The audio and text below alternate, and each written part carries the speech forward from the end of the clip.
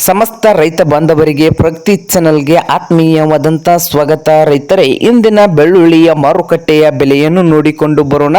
ಇನ್ನು ಯಾರು ಹೊಸದಾಗಿ ಚಾನೆಲ್ ನೋಡ್ತಾ ಇದ್ರೆ ಸಬ್ಸ್ಕ್ರೈಬ್ ಆಗಿ. ಇಂದಿನ ಬೆಳ್ಳುಳ್ಳಿಯ ಮಾರುಕಟ್ಟೆಯ ಬೆಲೆ ನೋಡೋದಾದ್ರೆ ಪುಣೆಯಲ್ಲಿ 100 kg ಅಂದರೆ 1 ಕ್ವಿಂಟಲ್ಗೆ ಪುಣೆಯಲ್ಲಿ 4,500 ರೂಪಾಯಿದಿಂದ 10,000 ರೂಪಾಯಿವರೆಗೆ ರೇಟು ಇದೆ.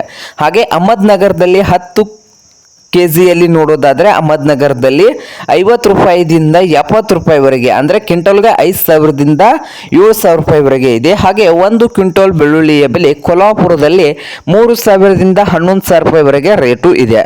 ಹಾಗೆ ಸೊಲ್ಲಾಪುರ ಮಾರುಕಟ್ಟೆಯಲ್ಲಿ 1 ಕ್ವಿಂಟಲ್ ಬೆಳ್ಳುಳ್ಳಿಗೆ ಸೊಲ್ಲಾಪುರದಲ್ಲಿ 3,800 ರೂಪಾಯಿದಿಂದ 10,000 ರೂಪಾಯಿವರೆಗೆ ರೇಟು ಇದೆ. ಹಾಗೆ ಛತ್ರಪತಿ ಸಂಭಾಜಿನಗರದಲ್ಲಿ 1 ಕ್ವಿಂಟಲ್ ಬೆಳ್ಳುಳ್ಳಿಯ ಬೆಲೆ 4,000ದಿಂದ 6,000. ಹಾಗೆ ಸಾಂಗ್ಲಿ ಮಾರುಕಟ್ಟೆಯಲ್ಲಿ ನೋಡಬಹುದು 1 ಕ್ವಿಂಟಲ್ ಬೆಳ್ಳುಳ್ಳಿಗೆ ಸಾಂಗ್ಲಿಯಲ್ಲಿ 5,000ದಿಂದ 10,000 ರೂಪಾಯಿವರೆಗೆ ರೇಟು ಇದೆ.